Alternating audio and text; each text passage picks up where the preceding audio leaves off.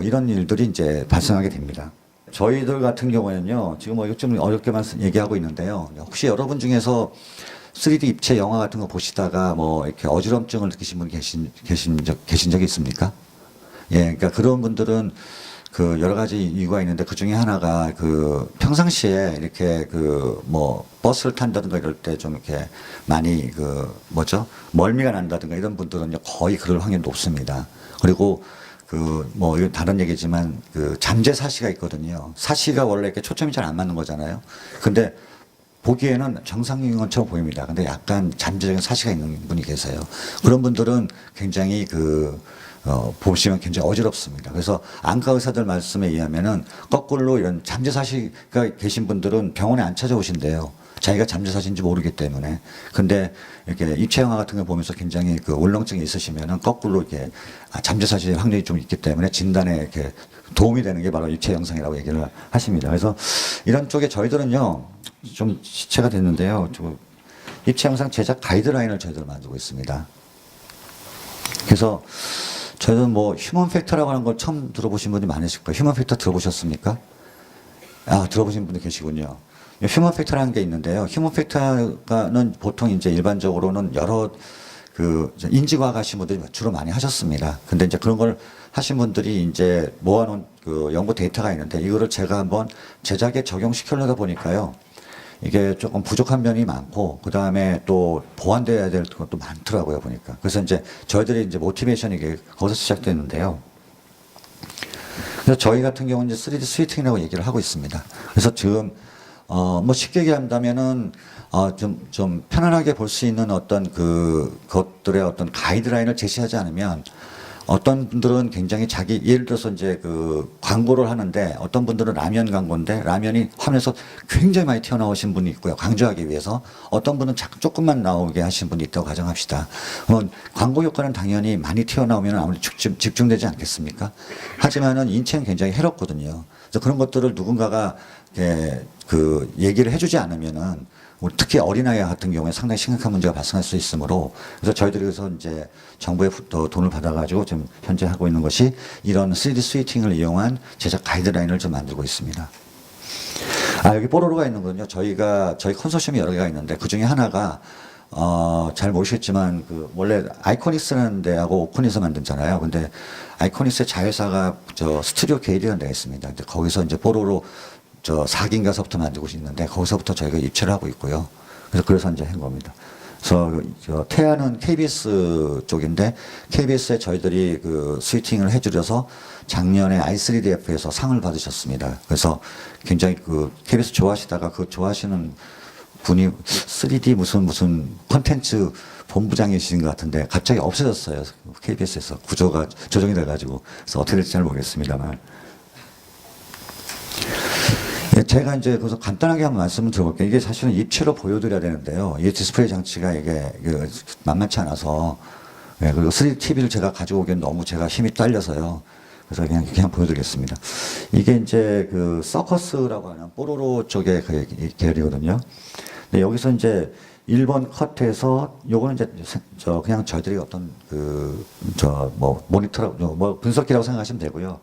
그러니까 이건 좌우 영상 이미지예요. 좌우 영상 합성, 좌우 영상 합성이라고 생각하시면 됩니다. 그래서 해가지고 이번 컷으로 넘어가는데 이게 포지티브라고 해서 포지티브는 저희가 말하는 포지티브는 화면에 들어가는 거고요. 네거티브 하면은 화면 밖으로 튀어나오는 것을 말씀드립니다. 조금 이제 반대적인 건데 학문적으로 그렇습니다. 그래서 이게 포지티브에서 네거티브 넘어가는 씬인데 약간 4% 정도의 시차가 났습니다. 4%라 한다면요. 좌우 영상이 이렇게 겹쳐서 보이지 않습니까? 안경 벗고 보면요. 이 좌우 영상의 차이가 전체 디스플레이 장치의 가로의 길이의 몇 % 정도 해당되냐를 보통 얘기를 합니다. 그래서 제작진들은 그런 걸 가지고 많이 제작을 해요. 그래서 4% 정도 차이가 나게 되면 갑자기 울렁울렁 하게 되죠. 그래서 이것을 저희들이 좀 많이 잡았던 것을 이제 비롯해서 그 다음에 이거 KBS 태아인데요. CG하고 합성한 겁니다. 그러니까 인체 신비라고 해서 이제 임신해가지고 이제 이런 뭐라고 속성은 아닙니다. 죄송합니다. 점점 아기가 커가는 그런 모습을 하는 건데 CG하고 합성했는데 CG 쪽에서 많이 네거티브가 많이 발생했어요.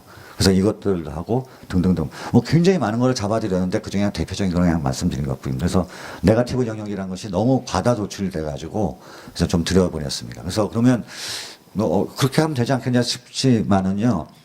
과다 도출을 어느 정도까지 집어넣는 것이 좋겠습니까? 라고 물어보면 또 새로운 문제지 않습니까? 그죠? 사람마다 또 다를 것이고요. 그래서 그런 것들을 저희들이 하는 겁니다.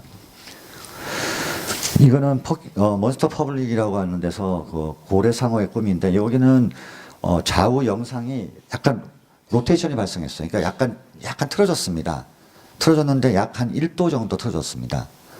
근데 1도 정도 틀어지면 여러분 안경 끼고 보시면 어떨 것 같아요? 좀 어지럽습니다, 많이.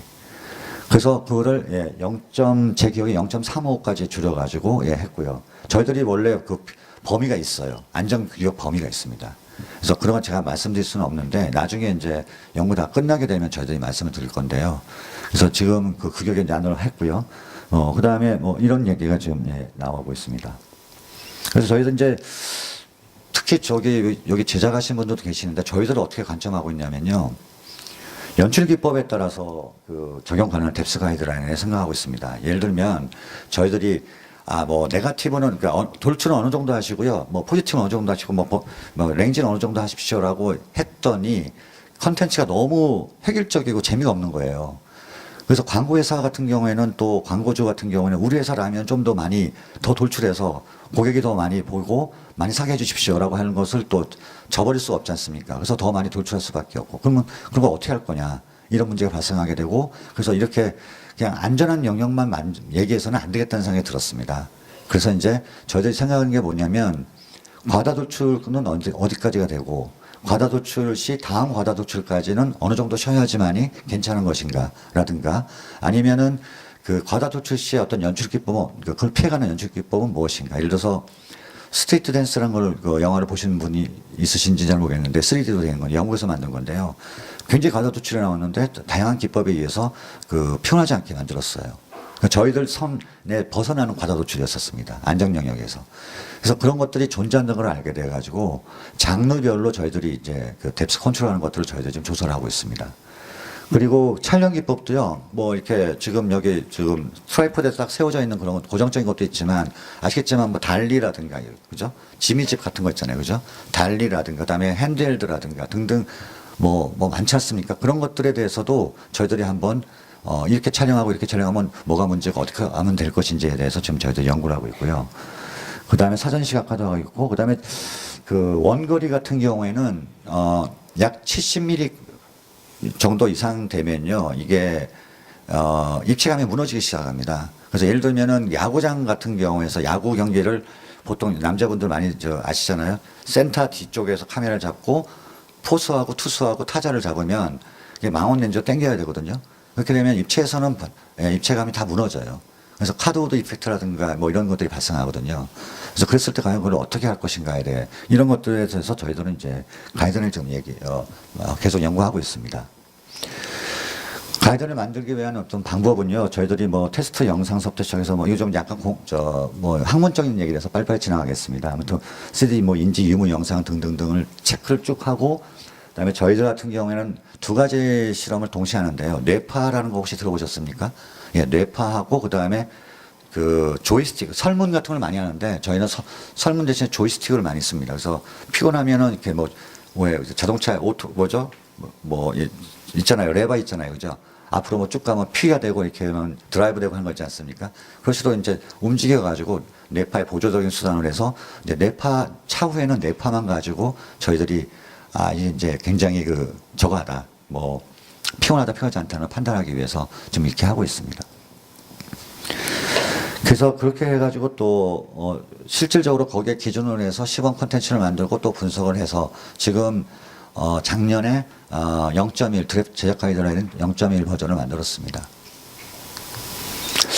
저희들이 같이 했던 데가, 뽀로로 에피소드 4 같은 경우하고, 그 다음에 알파 센타우리는 잘 모르실 겁니다. 독립영화제에서 출판한 거예요. 슈퍼주니어 4하고, 여기 저기 SM에서 오신 분이 계신 것 같은데 저희들 같은 경우에는 이제 그 SM하고 직접 하신 건 아니고요. SBS하고 하다 보니까 그랬고요. 카라시아 같은 경우. 그 다음에 대륙의 혼, 서커스 쇼, 그 다음에 4D 쪽에 그도 저희들 하고 있습니다. 그 뭐죠? 그 라이더물 있지 않습니까? 그런 쪽에도 하고 있습니다. 자, 이제 마지막 장인데요. 시간이 좀 많이 남았네요. 여러분은 입체